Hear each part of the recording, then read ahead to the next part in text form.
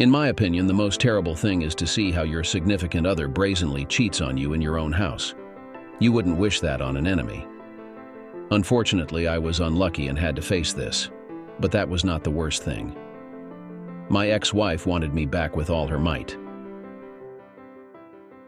"Danny, you're a mess who loses control whenever things don't go your way." She was almost shouting at me as I stood there, listening to her endless complaints. After 16 years, you'd think she'd have a new tune. Besides, you've been absent her entire life. That one stung.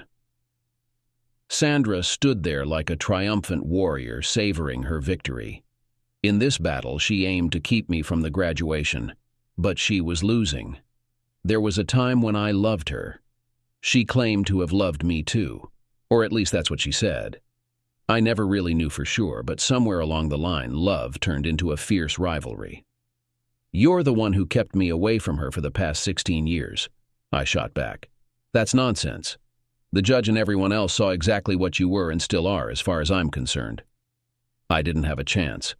I remember the night when, after drinking half a bottle of something, I stumbled into the room only to find this pathetic jerk with my wife. My immediate reaction was to shove a .45 caliber pistol down his throat and watch him urinate on the carpet in fright. It was ugly. I looked into his eyes and made it clear that he had to leave, which he did. It didn't do me any good. I ended up in the county lockup and had to be bailed out by my superior officer, who quickly got me to Camp Pendleton. 2 days later, Sandra served me with a restraining order, and the local authorities dropped the charges on the condition that I leave within 30 days. In hindsight, I knew I had it coming. We had separated nearly 6 months earlier when she left me for the guy she was with that night.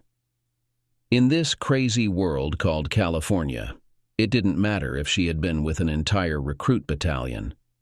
She ended up with everything, which wasn't much to begin with, but she got sole custody of my daughter, Jace.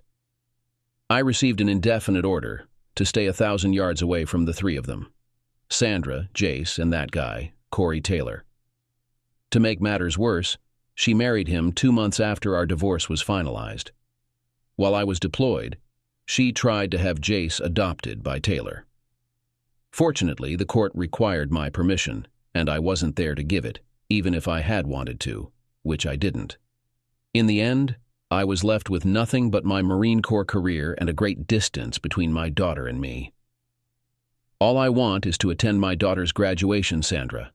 After that, I'll be out of your way again, and your perfect life can go on." I thought I saw an emotion flash across her face, but before I could be sure, we were interrupted. "I want him to stay, Mom." We both turned toward the door, and my heart sank when I saw my daughter Jace for the first time in nearly 5 years. She walked over to us and reached out to hug me. "Hi, Daddy." "Hi, Jace." I couldn't continue, choked up and in tears. Sandra tried to speak but was cut off. "No more, Mom." Rhonda Bro had a daughter named Sandra who was quite the wild one. I met her in a dive bar in San Diego, and we quickly ended up in a cheap motel nearby. That was on a Friday night, and we didn't surface until Sunday. After a whirlwind romance filled with beer bottles and motel rooms, we got married 4 months later.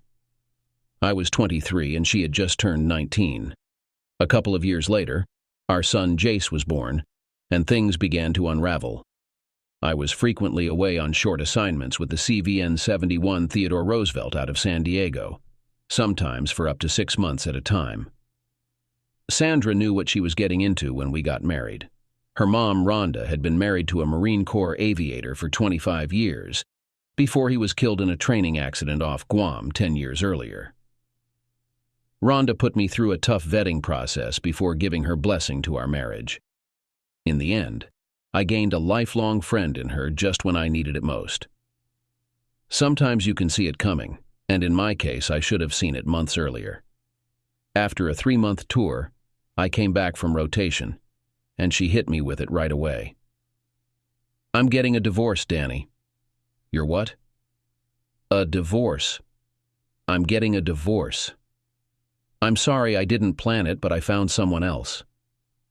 She started giving me all the excuses about my not being there and how she never intended for this to happen, but all it did was make me angry. Jace is at my mom's place for a few days. I want you to move out over the weekend. I left the papers for you to sign on the kitchen table. With that, she went out the door, and my beer bottle hit the screen, just after she drove away. It was all downhill from there. Somehow, through the haze, I packed up all my stuff and put it in storage before checking into the barracks. Being a sergeant, they gave me one of the corner rooms on the floor. I wasn't alone. There were 3 other sergeants on the floor, each of whom had been through at least one divorce. Their solution to my misery was found in a distillery, and I stayed there for the next 6 months whenever I wasn't working. The problem was the booze didn't help either, and my rage kept building until one night I felt like I'd had enough. I found myself near my old house and someone else's car was parked in the driveway. I took the old key out of the mailbox and entered the house. Now I realize that I am the villain in all this. The woman left me and I should have moved on. Things might have been different if I had. Unfortunately, I was in my 5th year, and I was stupid enough to confront a woman who was no longer interested in me. I stood in the bedroom doorway and watched this fat man having fun with my wife, or at least she was supposed to be my wife. I watched them for about 10 seconds before doing anything. I grabbed the little man by his golden hair and pulled him away from Sandra, forcing him to stand on the edge of the bed. In a moment of complete stupidity, I put the muzzle of an M1911 in his mouth. He was so scared that he immediately started soiling the carpet, looking at me in complete fear. To this day, I think he genuinely believed that I was going to do something bad to him for getting involved with Sandra. If I had half a bottle more, I might have done so. He knew enough to run for his life, which he did, running out of the house. And all this time, Sandra just sat quietly and dialed 911. She didn't say a word, so I went down to the kitchen and took a beer out of the fridge, one of those expensive imported craft ales. The guy must have had money. About 15 minutes later, I was arrested, and in the back seat of a police car, headed to the prison. 22 days after that, I went on a 6-month tour of the sea. Soon after, I realized that I had really messed up everything and tried to make the most of the situation. I wrote letters, tons of them, but it was all in vain, until I finally wrote to Rhonda Bro. While we were docked in Yokosuka, Japan, I got a reply. Sandra was furious with me for what I had done that night, completely cutting off any contact with him. Rhonda, however, was more forgiving. She sent me a lengthy letter which included the following. Dear Danny boy, you must have really messed up if they're keeping you stuck in Sushi Town, you know that, right? I know you're hurting from everything that happened, but I want you to know that I'll do what I can to help. Little Jay spends a lot of time at my place, and she's going to know about her daddy regardless of what her mother wants. When the judge blocked her adoption attempt, she should have realized what she was doing was wrong. When you're back on base here, I'll make sure you get to see your daughter. In the meantime, here are a few pictures of her. I gotta go. Hey, stay away from all that weird stuff over there. You'll end up eating things you can't even pronounce. Love, Mom, Rhonda. The photos were precious, and Rhonda became as close to me as my own late mother. For the next few years, that's how things went. I would stop by whenever I was in port and spend time with Jace. Rhonda would write letters and send pictures. Then, war came to my doorstep, and everything changed. We had already been in Afghanistan since the end of 2001, but I hadn't been deployed. Instead, I remained on sea duty with the carrier group. Early 2003 changed all that. In February 2003, I shipped out from Pendleton and landed in Kuwait. A month and a half later, I fired my first .223 into the chest of an Iraqi soldier. Rhonda stayed in touch throughout that first tour, and when I returned to the States in mid-2004, I spent as much time with Jace as possible. This became the pattern for the next couple of years. I deployed to Afghanistan and was hit by enemy fire twice. The second time earned me a star for carrying a Marine across a fire zone. I don't know what I was thinking. I was terrified the whole time. Back in the States, I got to see Jace for a while before they convinced me to go to Paris Island to train recruits. Rhonda and I would connect via laptop so Jace and I could talk and see each other, and everything was good for a while. Through all of this, Rhonda kept Sandra mostly in the dark. I don't know what Sandra would have done if she knew, other than possibly disowning her mother. Rhonda never talked about it, and Sandra never asked. I did another tour in Iraq before returning to the States for good in 2006, coming back as a gunnery sergeant. I was lucky to have that rank, considering the Article 15 that had bumped me down to corporal following the incident that landed me in jail. The next 4 years passed uneventfully. My main goal was to complete my 20 years of service so I could ETS and return to civilian life. By the time I reached that milestone, I had experienced 2, actually 3 conflicts, been wounded twice, and earned a Silver Star. Not bad for a 38-year-old from Beaumont, Texas. Around the time of my retirement, I noticed I hadn't heard from Rhonda or Jace. At first, I didn't think much of it, but after a month, I tried calling Rhonda and found her phone number was no longer in service. "Sandra, it's Danny. I'm trying to reach Rhonda." She hung up on me, so I called again, and on the 3rd attempt, she answered. "I just want to talk. Mom passed away last month." There was a long silence before I mustered the courage to ask the next question. "Can I speak to Jace?" "No, I need you to leave us alone now. My mom let you in for whatever reason, but my husband and I won't let you near us for a minute." She ended the call, and I sat there, stunned by the news. I loved Rhonda like my own mother, and she was my connection to Jace's life. Jace was almost 13 now, but I had no way to reach out to her except by showing up unannounced. I tried to do exactly that, but all I got in response was that the county sheriff advised me to move on and hire a lawyer if I didn't agree.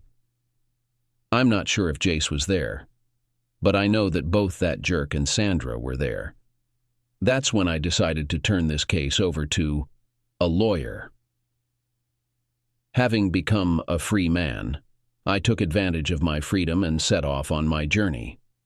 Over the next 12 months, I traveled all over the United States, sending postcards to Jace whenever possible. I drank a lot, spent 3 days in prison in Reno, Nevada, and led a wild lifestyle. All of this stopped when I unexpectedly married a casino worker near an Indian reservation in southern Oklahoma. Winona was the most uninhibited woman I've ever met. Unlike Sandra, she had a petite-toned body, and half of her body was decorated with tattoos on her sleeves. She liked to dye her hair blue and enjoyed riding motorcycles. From the point of view of our intimacy, our marriage was perfect, and remained so for a year until her lawful husband appeared. As it turned out, she was already married and committed bigamy by marrying me. He worked abroad for an oil company and, understandably, was unhappy when he returned home to find me casually having breakfast, eggs and cookies, at his kitchen table, dressed only in boxers and cowboy boots. My wife and I were standing at the sink dressed in ordinary clothes. "Who the hell are you?" "What is it?" he asked, coming in. I got up quickly, not sure if he really expected an answer, and Winona hadn't even turned around yet. He clarified his question. "Did you sleep with my wife?" I hesitantly replied, "She's my wife now, and has been for the past year. And who are you?" He glanced at Winona, who was still standing at the sink, then back at me before walking into the living room, leaving us both confused. "Winona, I'm going to have a beer, take out the trash, and prepare an explanation when I get back, or I'll hurt him," he warned before leaving. She looked worried when she sat down at the table. After a while, I just shook my head and started getting dressed. Less than an hour later, my things were packed into my truck. I knew that I would miss her, but I decided that it would pass soon. I grew up in Beaumont, Texas, and after graduating from high school with honors, I enlisted in the Marines right after graduating from high school, just in time to take part in the final part of Desert Storm by GHWB. The trip was short-lived, and soon I was back in the United States, having experienced everything I mentioned earlier. So, I returned to my hometown. During the shutdowns of the factories on the Neches River, I got a job as an auxiliary worker, and this suited me perfectly. I was left to work on a contract, and during maintenance periods I worked more than 80 hours a week, after which I rested for 3 weeks. It brought in more income than my Marine salary and ensured a normal life. My relationship with Winona changed my views on marriage for a while. Instead, I established a semi-exclusive relationship that was acceptable to all parties involved. Lainey Johnson was a mother of 2 children and, for financial reasons, still lived with her ex-husband. She was incredibly trusting, and any chatterbox could easily fool her. Despite this, she had an extraordinary talent. She could make love like no other. It was fantastic. Despite her naivety, Lainey was quick to turn down anyone who was looking for casual encounters. I wasn't sure what she saw in me, but I appreciated her agreement. One evening, out of the blue, Lainey asked me, "Danny, can you fish?" "A little bit," I replied. "Could you teach my children how to catch catfish? They've been wanting to learn for a long time, and their dad thinks you can buy fish at the grocery store." So I ended up becoming a fishing companion for her 8-year-old boy and 6-year-old girl, Jimmy and Lucy. When I was young, we used to fish in some of the remote tributaries of the Neches River for catfish. We had to venture past the tidal reaches to stay in freshwater, but we always managed to catch our share of 2 to 3 LBO. Channel cats. That's where I took the kids.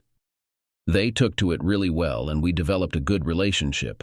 Kids don't hold back like adults do. "Daddy's really mad at you, Mr. Danny," Jimmy said one morning as we cast our lines along a grassy bank. "Why is that?" "Because Mom and you are friends."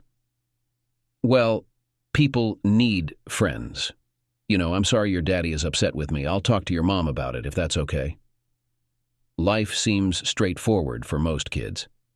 Jimmy's mother had a friend. His father didn't like it, and I was supposed to handle it. Simple as that. But it wasn't simple. The ex-husband wasn't staying in their old house just for financial reasons. He was hoping to win back his ex-wife, and I was in the middle of it. I don't know what caused their divorce, but I have my principles. One of them is not meddling in someone else's family drama. "Jimmy told you that?" she exclaimed. "Good Lord." I couldn't help but chuckle, realizing Jimmy was in trouble now. "Yeah, but that's not the issue, Lainey. It sounds like his father wants to reconcile with his mother, doesn't it?" She toyed with the buttons on her blouse before responding. "He's persistent." I sensed from her tone that he had a chance at success, and I didn't want to interfere with that. I knew I needed to create some distance, but I also couldn't resist the opportunity to be with that beautiful woman one more time. After we finished that evening, I asked her to figure out her situation with her ex. Their relationship wasn't healthy, especially for the kids who deserved a fair chance since he was their father. Lainey did end up getting back together with him, though as far as I know they never remarried. "I've never seen a handsome man like you eat so many blueberry pancakes in my life. Look at this, Cassie May. I'm going to start calling this fella here my blueberry boy," Carol said, her smile bright against her dark skin and eyes. Carol was the owner of Rose's Diner and probably the finest short-order cook in all of East Texas. Rose's served breakfast all day, and for me there was nothing better than Carol's stack of blueberry pancakes and grilled sausages. "Carol, when are you going to hire attractive women here?" I winked at her playfully when Cassie May appeared with my order. Cassie and I have been casual partners for the past year, ever since Lainey returned to her family. What's going to be funny? Blue-eyed blondes, sultry brunettes, or how about one of those exotic Eskimos who share their igloo with visitors? Carol laughed heartily at her own joke. She has been a source of comfort to me since I returned to Beaumont a couple of years ago. I didn't know that Carol knew my mother when I was a child and took care of her when she got sick, so we had a common story. "I'm going to take this gorgeous brunette right here," I said, putting my arm around Cassie May's waist. "Yes, but will she take you, my dear?" The banter ceased and everyone returned to their tasks as another lunch break ended. A few months later, I observed as one of the most stunning ash blondes I had ever seen backed her trailer onto one of the old pads Carol kept by the river. She handled her rig with such ease that she didn't seem to need assistance. But I offered, and she accepted. Together we leveled her off and hooked up the utility lines. If beauty could blind a man, Anne Benoit could certainly achieve it. She was an ashen blonde with dark brown eyes, a radiant smile, long legs, and, dare I say it, the most exquisite figure I have seen in recent years.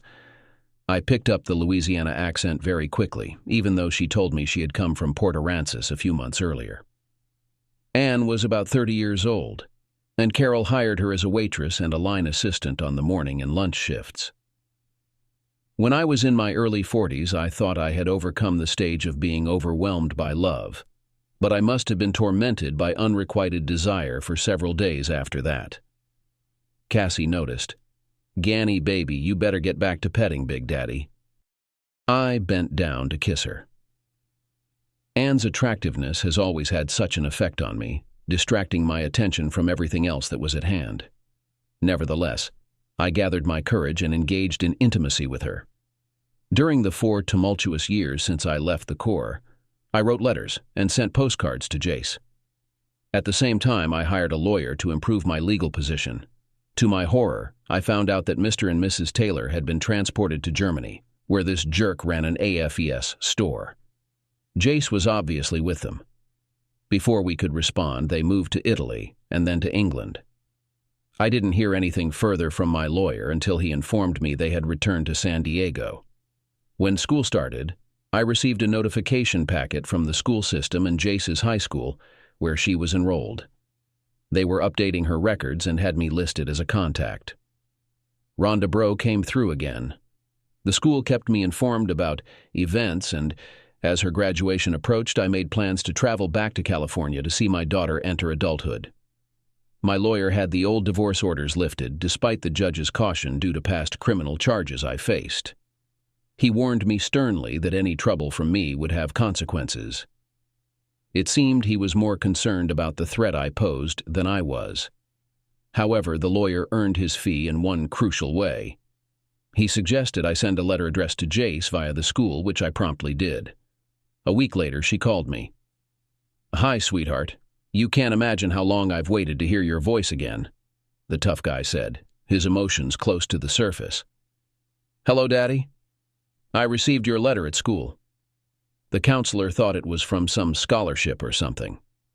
My lawyer sent the letter enclosed in an envelope bearing the letterhead of his law charity foundation. Well, I know your mother intercepts my letters, so we thought this might work. Can I come to your graduation?" I agreed, and so I made arrangements.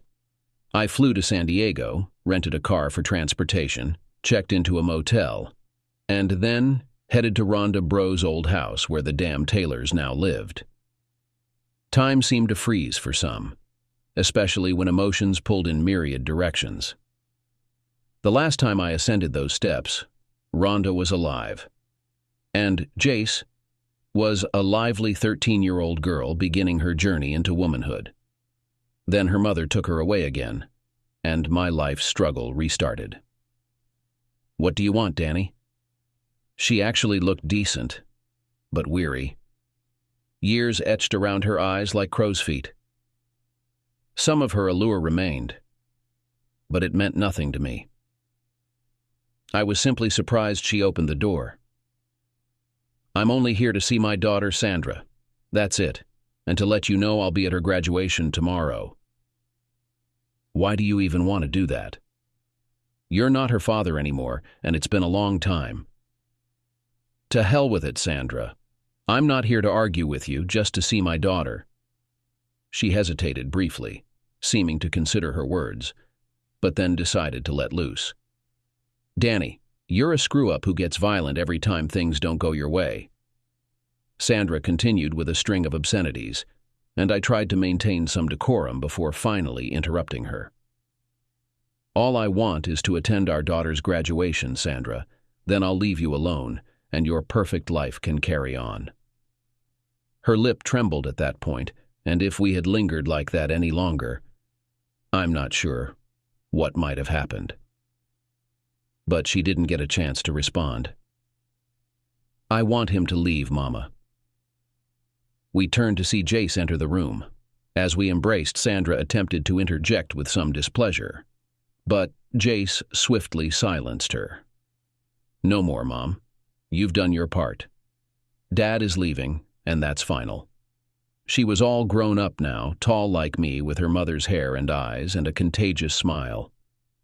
I hesitated at the foyer until Jace insisted, his gaze fixed on his mother. "Grandma left me the house, Dad. Now that I'm 18, I decide who stays." She shot a glance at her mother, ending the discussion. Sandra retreated upstairs, leaving us in the living room sipping iced tea. It was then I learned Sandra's stepfather had left her, soon after their return from England, running off with a German woman he met there.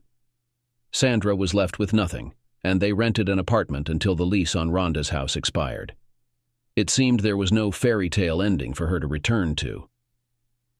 I'd be lying if I said I wasn't pleased to hear that news, though I kept it hidden from Jace as best I could.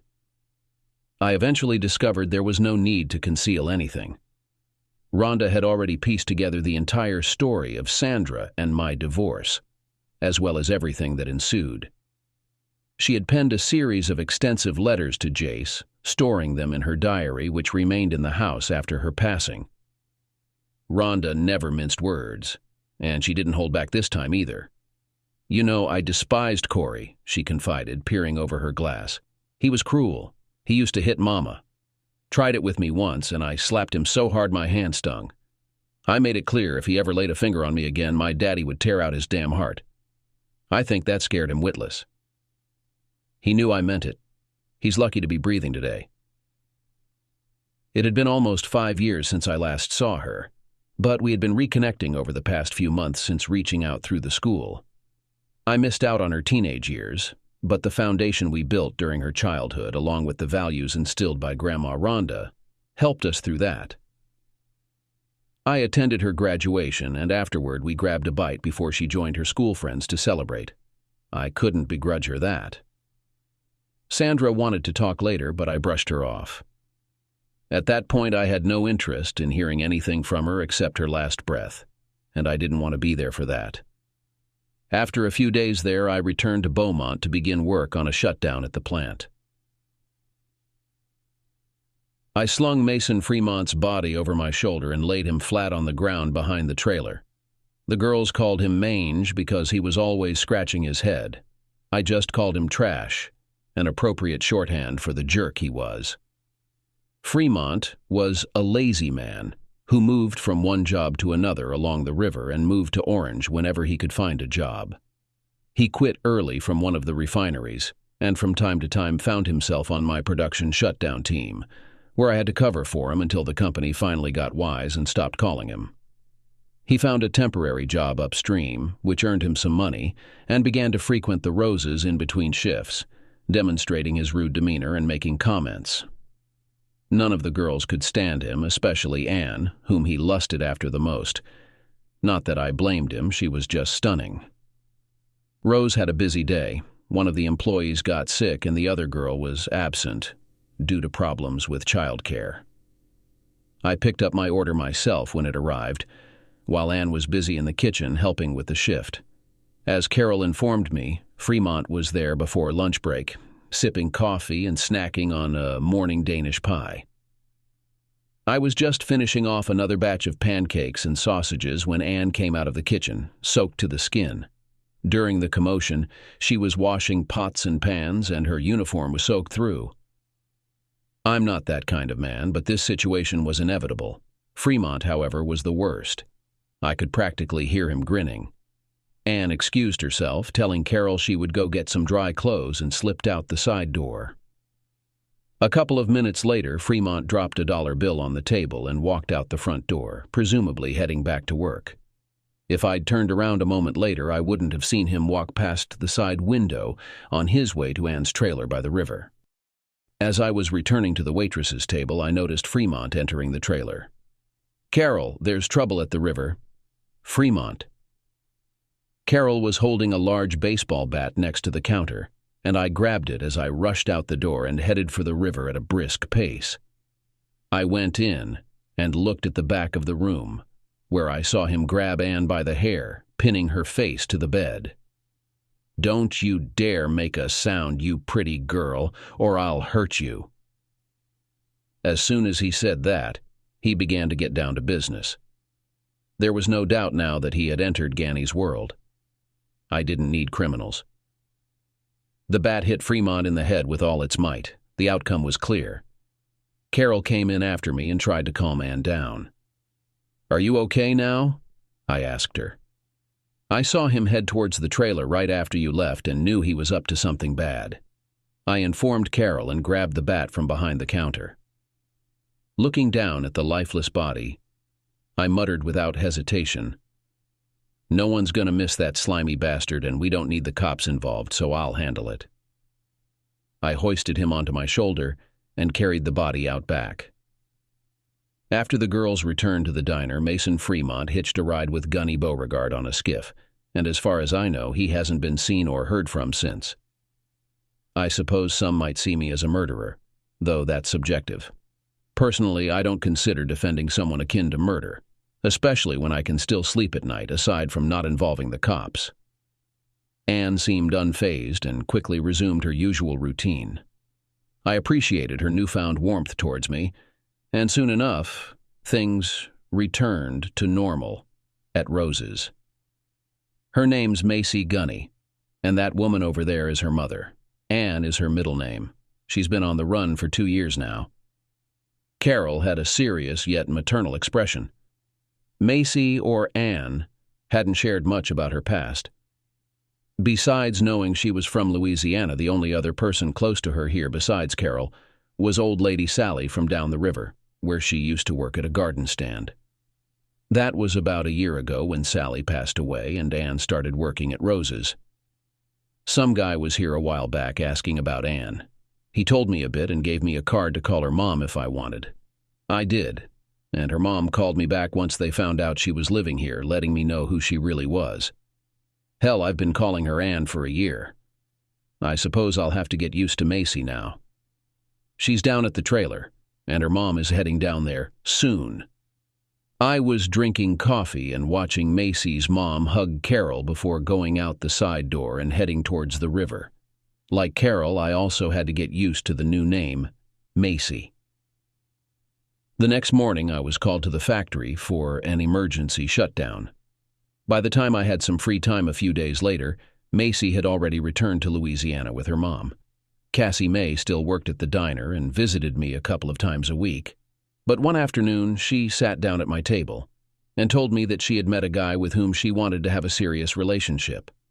I knew I would miss our constant meetings, but the world is huge, and a single guy with a good income has no shortage of potential partners. In the end, it was probably for the best, because shortly after that, Jace expressed a desire to stay with me for a while before going to college. She was accepted to the University of Louisiana at Baton Rouge after a few months' break from her studies. With an extra bedroom and my disciplined habits left over from my days at the corporation, Jace moved in without a problem. By the time she left for school, she had successfully tamed me to her liking and secured promises to visit me whenever possible, and had a spare room ready for her return. During her entire stay here, she never once mentioned her mother. Sandra arrived in Beaumont about a week after Jace left. "Sandra, what do you want?" She was sitting at my kitchen table, looking pretty attractive for a guy who hadn't had a date in 3 weeks, despite all the attempts. I was busy with Jace and worked at the factory for a week. "I just wanted to clarify the situation and apologize, Danny, that's all." However, judging by her clothes, she aspired to more than just that. At 39, she was still in good shape, and I couldn't deny that the sight of her made me want to. Memories of the nights spent with her surfaced, but also an image of the guy she cheated on.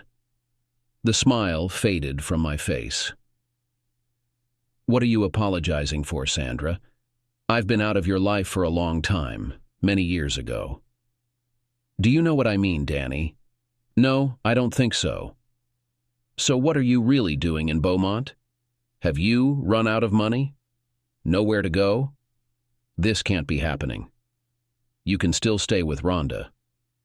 By the way, did you know that I was closer to her than her own daughter? Having said that, I immediately regretted my words. They stirred up emotions, and I lost control of the situation. She started crying right at the table. I remember thinking, damn it. I can't stand it when a woman cries, even if it's difficult with her. I am who I am. I know Rhonda was furious about what Sandra did, but she loved her daughter anyway. I shouldn't have said what I did. Anyway, now tears were pouring down at my table. The only remedy for this is to offer cold beer, which I did. 6 glasses. She ended up staying the night in Jace's room, and a week later she was still there. It was beyond comprehension. Somehow she believed that after so many years of being a bachelor, she could convince me to give her another chance. There wasn't enough alcohol in the house to make me sleep with her, let alone think about getting back together. So I did what any self-respecting man would do. Damn it, it was amazing. Let's do it again, Norma Lee said, taking a drag on her cigarette. So we did, after a few minutes of waiting and teasing. The bedroom door was left ajar, and I knew Sandra must have heard every sound we made, but I didn't mind. That was our intention. Norma had always been loud, and now was the perfect time to do it. Failure seemed inevitable. Unfortunately, nothing came of it. A week later, and now 2 weeks later, Sandra was still living in Jace's room and had even started doing housework when I wasn't around. Returning home after a late shift, I took a quick shower, had a snack, and after watching a little pointless TV, fell asleep. The room was dark, with only a sliver of moonlight coming through the blinds, and I was lying half asleep. I thought it was just a dream when I felt something under the covers. By the time she started doing something, I was awake enough to recognize Sandra. Despite realizing this, the sensations were so pleasant that I pretended to be asleep and let her continue. I was silent as she quietly left the room, leaving me awake and thinking about how to end this situation. The next morning, I asked Sandra to sit down at the table. Sandra, I'm not sure what you hoped to achieve last night, but it's time for us to move on. I will never love you again, and to be honest, I don't even like you. We could have been close for years, and I still wouldn't want to be with you. This is the reality. I could accept that, Danny. Her answer surprised me. Maybe you could, but I couldn't. So the main question is, why do you need this? She got up to pour herself a cup of coffee, and at the same time for me. I've been scared of you for so long, Danny, ever since you stood Corey up and embarrassed him in front of me. He never recovered from it, knowing you'd always overshadow him because of that. And you know what? He was right. He drew me away from you just by being there, offering stability and all. He made good money, or so I thought, but it all turned out to be such a waste. I couldn't handle you being away for months on end. But then I couldn't bear the thought of you gone forever either, so I did. What do you Marines call it? Adapt and overcome. I kept convincing myself you were some tough guy I couldn't let myself get close to, and adding Corey to the mix just kept it going. It was his idea to adopt Jace, not mine. His way of rubbing salt in the wound. The thing is, Danny, I never stopped loving you, even after all these years divorced and married to that miserable idiot. How could I? Just look at you. You're a tattooed bad boy Marine, tough as nails, yet gentle as a lamb when you choose to be. I watched her sitting there telling all these details, and it struck me that no matter how sentimental her story sounded, to me it was all just noise. We were married for a little over 4 years, Sandra, but now it's ancient history. Since then, I've had other women, even had a short marriage with one of them. She raised an eyebrow at this admission, but I didn't go into the details of my past with Winona. Damn it, I was with a beautiful woman just last night. You were here. You hurt me, Sandra, and you tried to deceive me. Damn it, you really deceived me. If it wasn't for Rhonda, bro, I would never have met Jace. And let me tell you, after all this, Jace is definitely not your fan. You can't just come here, do some housework, and expect that by making me feel good you'll make up for the last 16 or 17 years or whatever. I could pay someone for it if I wanted to." "Danny, that's not what I'm trying to do," she interjected. "It doesn't matter, Sandra. I just don't want this relationship. I was kind enough to let you stay here, but you need to think about your next move and leave. I'm not going to be a part of what you've gotten yourself into. You shouldn't be home by the time I get back tomorrow. If you need money to get back to America's finest, I can help with that, but you need to move on and decide what you're going to do with your life. It's not here anyway." I got up, washed my cup, took my car keys, and left. To be honest, I couldn't make sense of her words except that she wanted us to be close sometimes. Well, that's not entirely accurate either. She wanted to start over. Absolutely insane. The next morning, when I returned home after spending the night with Norma Lee, she was not there. There was a long letter on my dressing table, which I hid in a drawer. I put the past behind me by drinking a couple of beers and eating a burger. To moving on, I thought, when I was done. Well, look at you, young lady. Macy Benoit, also known as Anne, slid into the seat opposite me, looking as stunning as ever. Her hair had grown out a bit since we last met, and she carried herself with a polished air, a far cry from her days waitressing for Carol. "Hello, Gunny. You're looking great," she smiled. I felt a surge of satisfaction seeing her there. I'd be lying if I denied having desired this exquisite beauty from the moment I first saw her. Yet there was something more: admiration, respect, perhaps even a sense of wanting to protect her, that made me see her as more than just a conquest. Hell, I wasn't fooling myself. I could love a woman like her, even if she was over a decade younger. "I didn't expect to see you back in town, Macy, but it's good to have you here again." For a moment I missed the look in her eyes, but I'd seen it before in other women. It was mutual. It was desire. After a few minutes of small talk with a couple of the girls and Carol, she got straight to the point. "I've got something for you, Gunny, back at my trailer," she said, her voice almost a purr, and I could feel myself getting excited. I guess I'm as much a man as anyone, and I didn't need a second invitation. My beautiful princess was standing in front of me. She blushed slightly, because she was standing in front of me without outerwear. I wasn't going to just engage in intimacy with this lovely girl. I wanted to enjoy every part of her. It was amazing. After that, we lay together in bliss for quite a long time, at least from my point of view. Macy seemed pretty damn pleased that I could afford to pat myself on the back, too. "So, what are you going to do next, baby?" "I do not know, Sergeant. I'll probably take a little ride and see something I've never seen. Maybe go to California or even Alaska. I don't know." Later that day, when she was about to hit the road to go somewhere, she wrapped her arms around my neck and we exchanged a few phrases.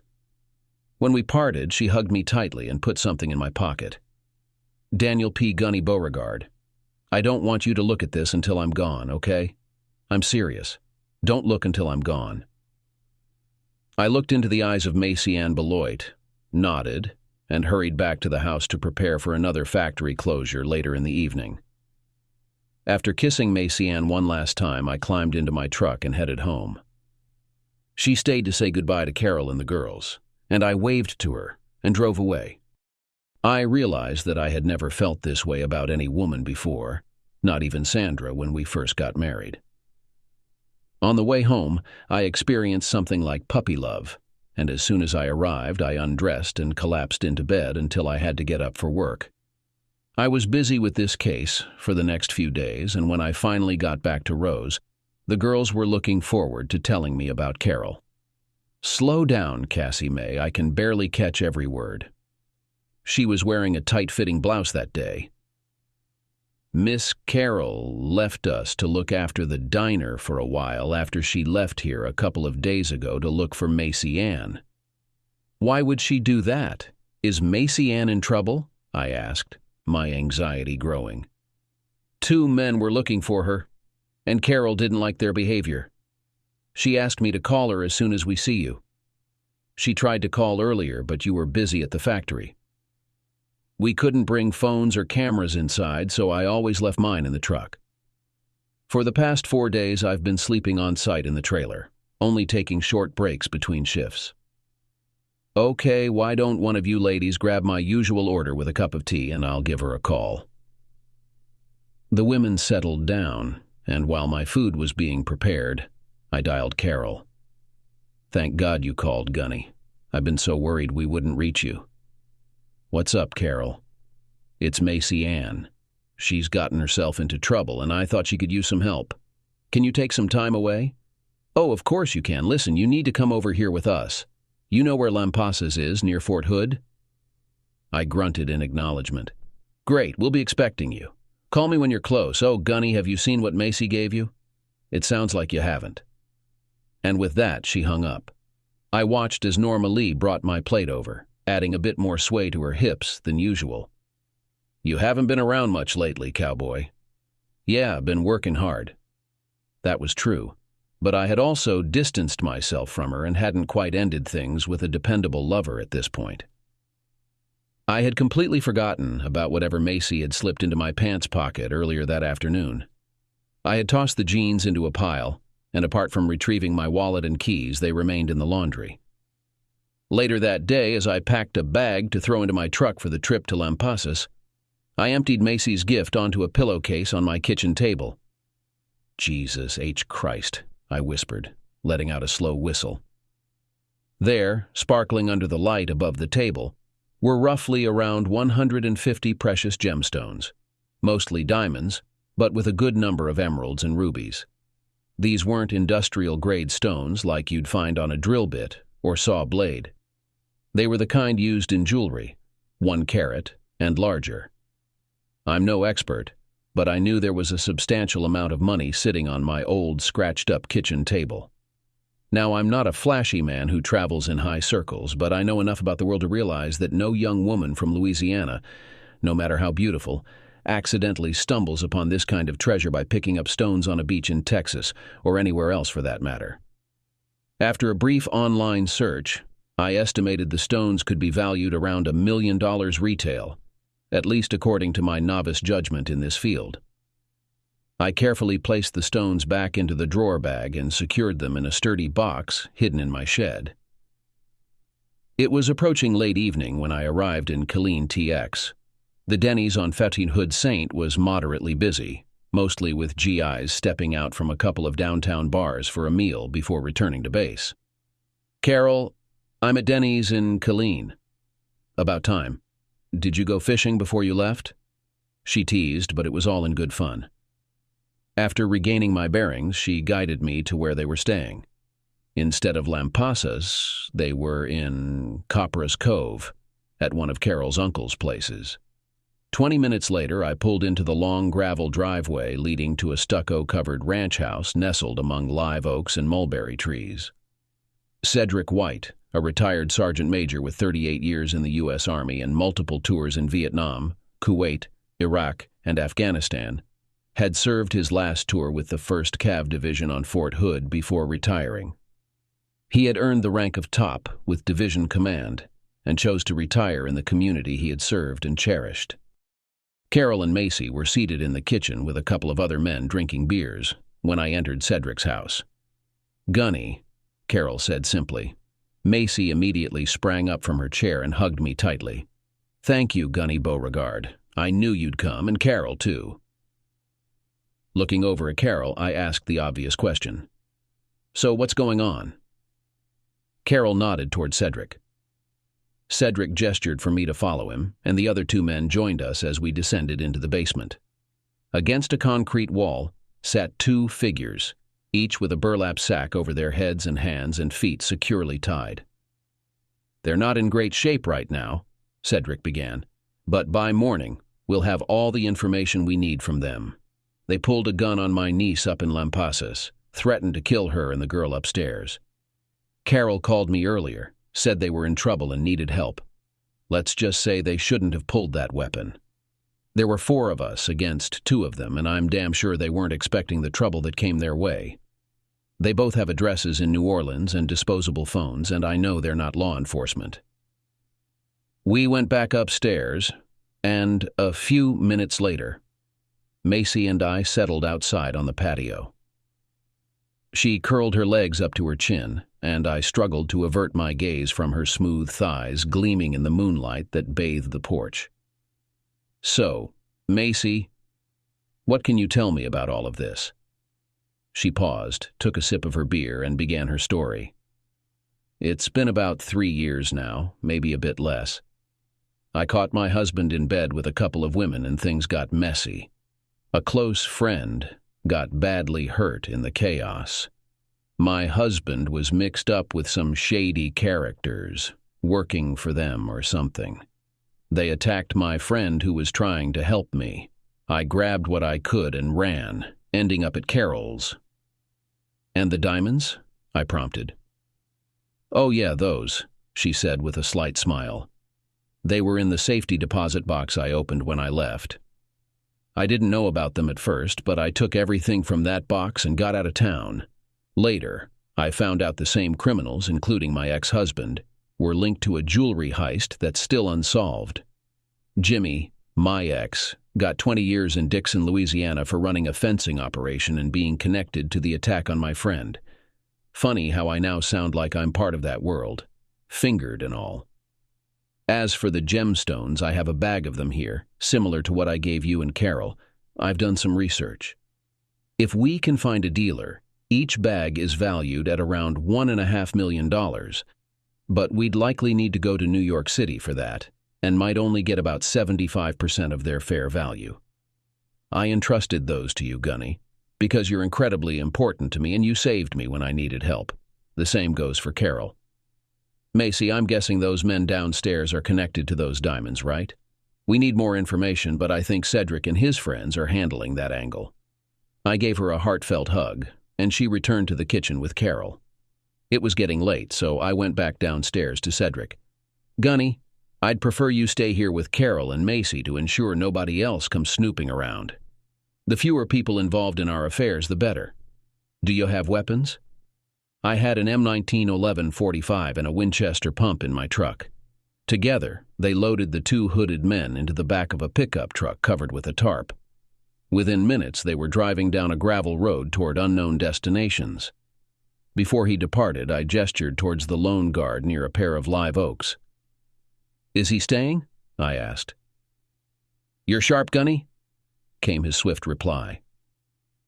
Indoors, the 2 women were winding down for the night while I settled onto the couch in the living room. Dawn was approaching with just a few hours left. The shotgun leaned against the couch behind my pillow, and I kept the .45 tucked beneath it. Fortunately, morning arrived without needing either. The creak of a bedroom door opening roused me from sleep as the girls headed to the kitchen for breakfast.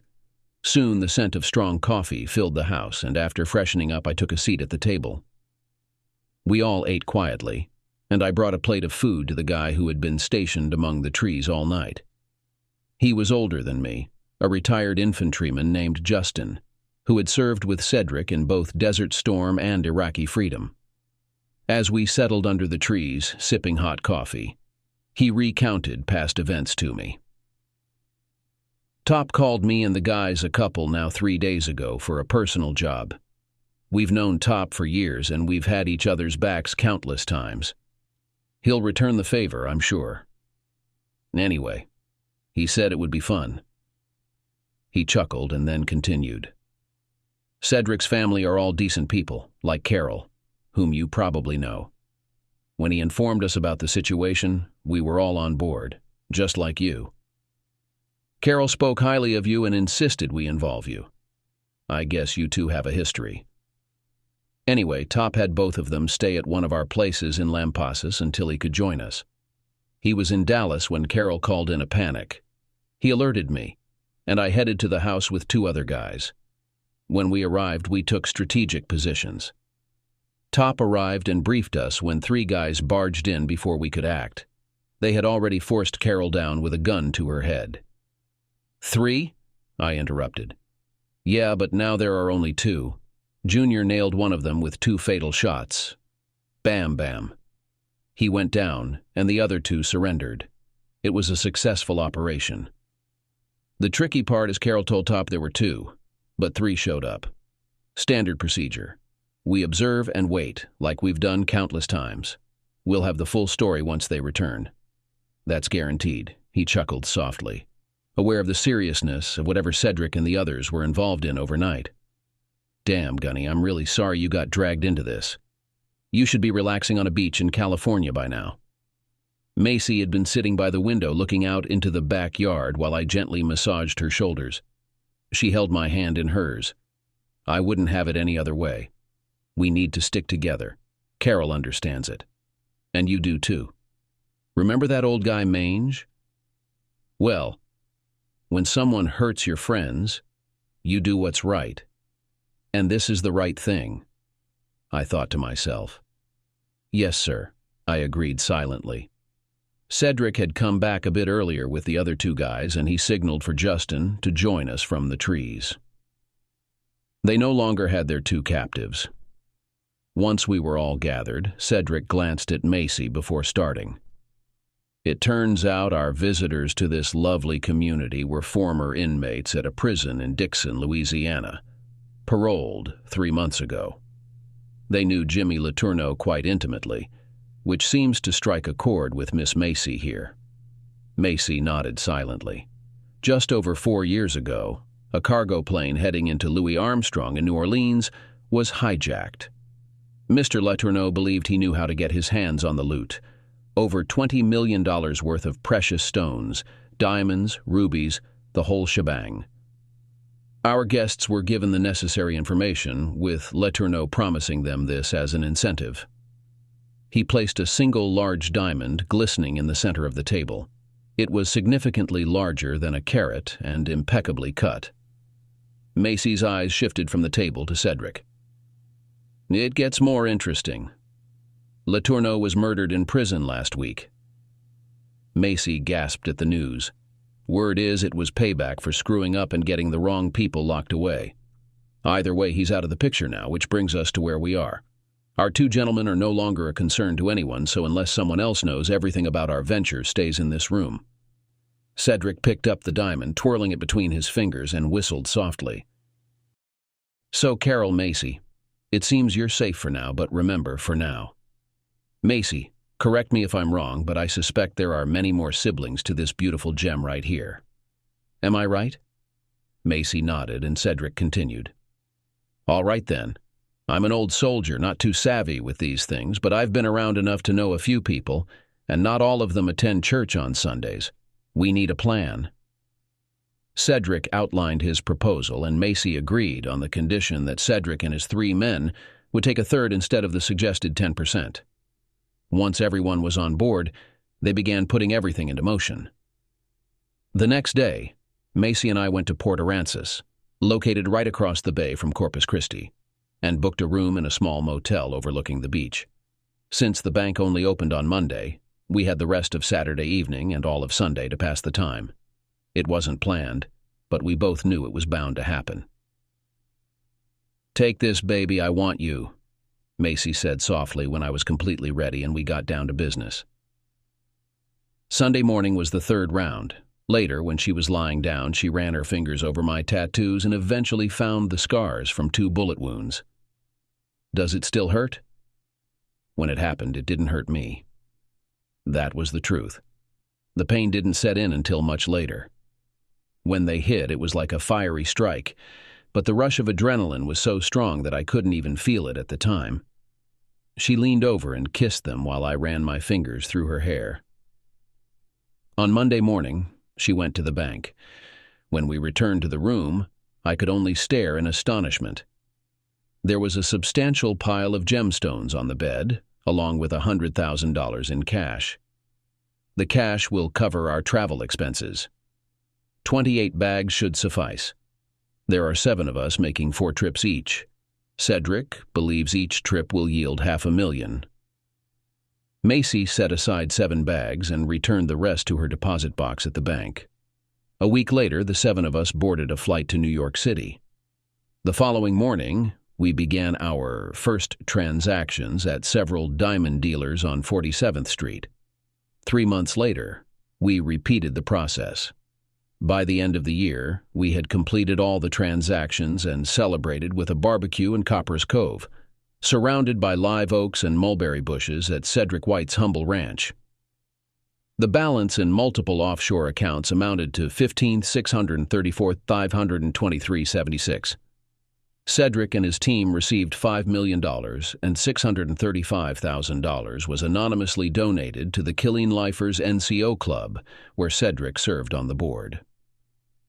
Macy attempted to divide the remaining sum 3 ways, reserving $1 million for the diner girls, but both Carol and I insisted on an equal share per person, mirroring Cedric and his team's portion and nothing more. Additionally, Carol and I still had the gift bags Macy had previously given us. Macy briefed us on the next steps concerning the money. She advised us to transfer the funds into a separate account and anonymously wire it to our U.S. bank. Immediately afterward, make quarterly federal income tax payments. If leaving Texas, ensure state taxes are covered. Remember, always stay current with tax obligations. Carol set her camera timer, quickly returning for a group photo. I stood between the 2 women with our 4 commandos diamond traders in the front. It was a flawless shot, and Carol ensured we each received framed copies later on. I heard the tapping on my storm door, and despite my reluctance to tear myself away from the LSU Aggies baseball game, I dragged myself to the foyer. As I reached the solid door, I almost shut it, but I hesitated. "Hello, Danny." It had been 4 years since I had sent her away, and honestly, I hadn't regretted it a single day. Still, I invited her in, glancing around for any emotional baggage. She looked good, as she always did, forever youthful at 43. "So, what brings you here, Sandra?" "Oh, Danny, don't be like that. You know there's still some love between us." She smiled as she spoke. Rather than argue, I asked her what she wanted to drink and offered her a seat at the kitchen table after putting the baseball game on record. "Now, what do you need?" She nervously played with her blouse buttons and pushed a strand of hair from her eyes. "I need a place to stay for a while." "No way!" "Danny, please, I mean it. Jace sold Mama's house, you know that, and I just got a new job in Port Arthur." "You left San Diego for Port Arthur?" "It wasn't exactly here in Beaumont, but it wasn't far, a few minutes south on the Sabine." "Yes, Danny, I left home to come here. Jace took a job in Houston, and I wanted to be nearby to see her whenever I can." "And are you sure she wants to see you?" I couldn't resist the jab, knowing their history, though Jace had softened toward her recently. "Cut it out, Danny.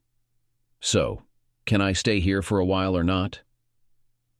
Before I could answer, a couple of children ran into the house from the backyard and quickly slammed the door before a jet of water splashed the glass. Jimmy Johnson was 14 and his sister Lucy was 12. We still caught catfish in the tributaries of the Nishes River at least once a week. And when I sold my old house and bought this one, they persuaded me to build a large swimming pool in the backyard. Excusing themselves, the 2 of them slipped out the door, and the noise in the backyard continued. "The neighborhood kids?" she asked. "Jimmy and Lucy Johnson. I've known them for years. Wonderful guys." "Oh, I see. Danny, I really need to stay somewhere for a while, and as soon as I get my first paycheck, I'll pay you well, with interest." She smiled, pinching me slightly. The frank hint did not escape me. Before I could answer, we were interrupted. "Of course she can stay here. We have a place for guests. That's why we have extra guest rooms above the garage, Danny." She was standing in her underwear. Her little Ganny tattoo on the bottom of her stomach seemed to wink at me. Sandra looked up at her, puzzled. One of the unspoken but understandable rules that Jace and I followed was that she didn't talk to me about her mother, and her mother didn't talk to her about me. Sandra had no idea. I introduced her. "Sandra, this is Lainey, the mother of the 2 children you met earlier. Lainey is my wife. Lainey, meet Sandra, my first wife and Jace's mother." Lainey held out her hand and the 2 women shook hands. Lainey casually, Sandra a little awkwardly. Then Lainey took Sandra to show her the guest room, and I was tasked with getting the remaining bags out of the trunk of Sandra's car. Jace, yes, she's here standing guard. You'd better keep her company, because if I start drinking now while staring at a bottle of rum, I might just do something wrong. Lainey Johnson put up with her ex-husband for a total of 18 months before she returned home after a shift at the rehab center and found him in her bed with a girl from the next street. By the next morning, absolutely everything he had, except what he hadn't taken with him on the run, was stacked next to the sidewalk, waiting for either him or the garbage men.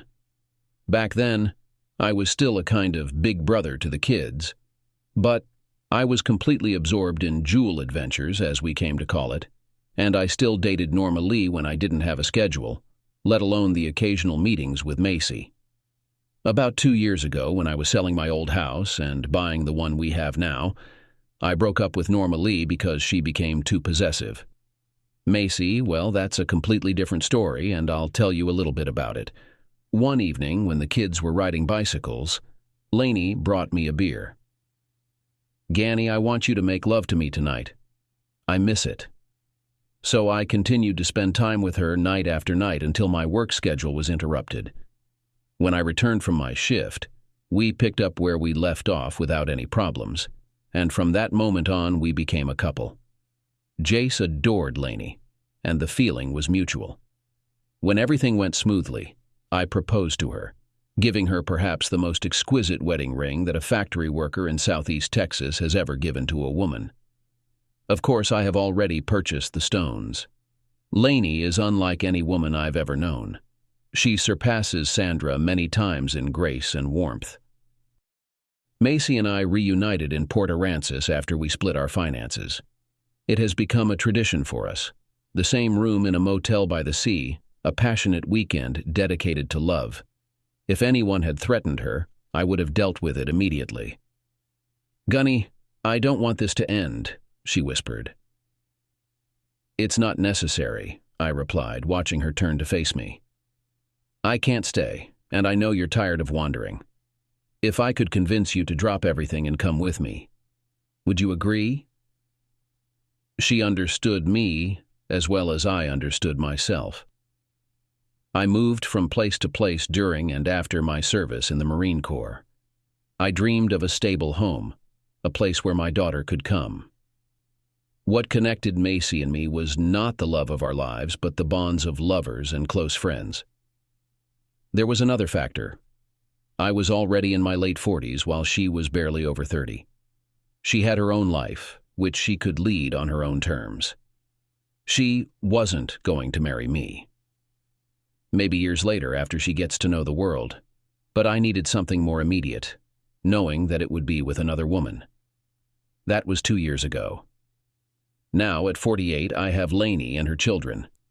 We live in a spacious house with a large swimming pool in Beaumont, Texas, our hometown. Lainey and I share a deep love that cannot be expressed in words. Lainey met Macy and knows a lot of our history. Whenever Macy drives through the area, she stays with us for a few days before moving on. The last photos that Macy sent us show her in Santa Fe, New Mexico, at a small bistro on Johnson Street. Sandra lived in our guest room above the garage for about 2 weeks, until Jace convinced her to find a place to live. One night, Lainey and I left the bedroom window open, and I made her sing like a diva. She stayed in Port Arthur for a short time before finding another job in Houston. She moved in with Jace for a while until she got her own place. As for Jace, as a father, it's hard to believe, but she fell in love with a young man who works at the sports department of Rice University. I suspect they will get married, but not before I have a serious conversation with him.